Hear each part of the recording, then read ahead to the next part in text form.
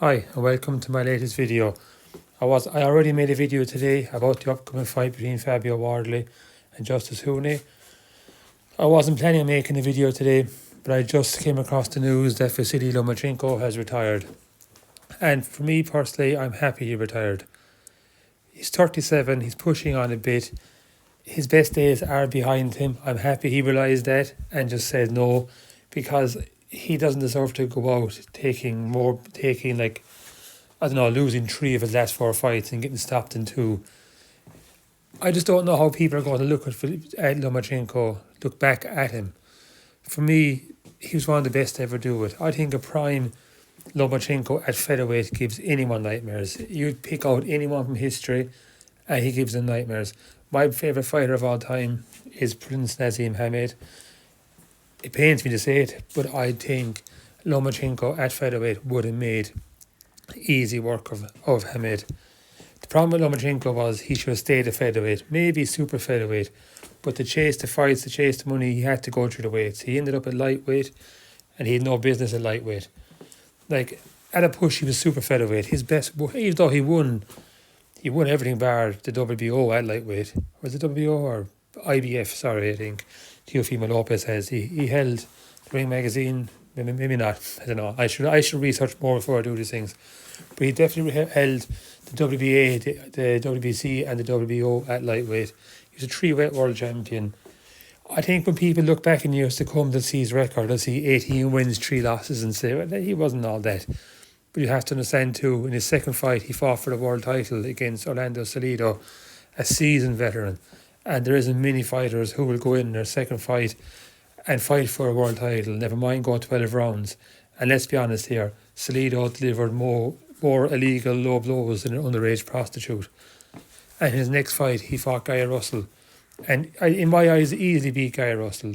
And he saw the career that Guy Russell went on to have.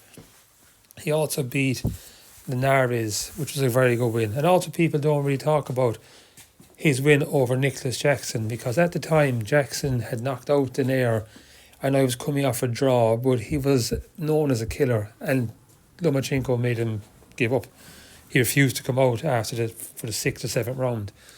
He also beat Rigondeaux, but again, when Rigondeaux had no business being at that weight and he was oversized. But Rigondeaux at that weight, I think it was a catch weight between featherweight and lightweight or something like that, or super featherweight and lightweight. But Rigondeaux at that weight is almost the same as Lomachenko at lightweight, outsized, outmanned.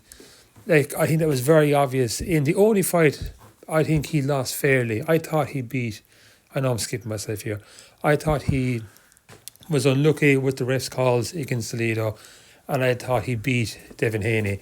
But I did think that Lopez beat him. I think Lopez is just too big for him. I remember watching that fight that night and seeing Lopez's back compared to his back, and it was huge. So he's been a very good fighter. Like, to have an amateur record of 396 wins and 1 loss, and that 1 loss, I think he beat the guy 3 or 4 times. So he beat everyone he ever came across as amateur.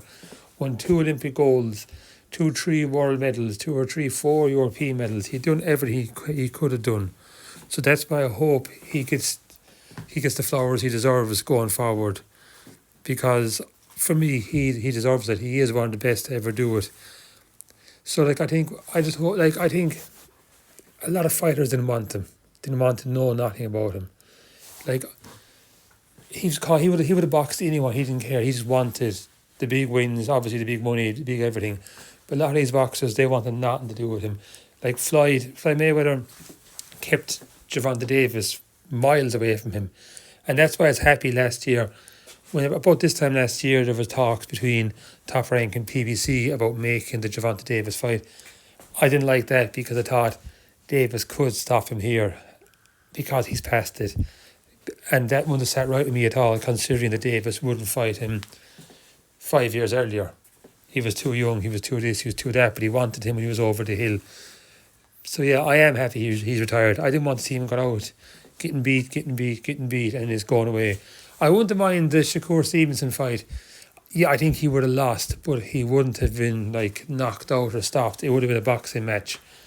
And that I would have watched, or even like, I wouldn't like them see him going in with like Keyshawn Davis. As much as I rate Keyshawn Davis, I didn't want to see Lopez going or Lomachenko going out like that. So I think, for me personally, he should be regarded as one of the best, and I think he is one of the best to ever box at featherweight. So like, I'd love to see him in with like Morales, Pereira, Pacquiao. I think he would have beat Morales. He would have beat Pereira. Pacquiao, with his speed, and it would have been a very, very interesting fight, a very, very good fight. Who wins that, I don't know.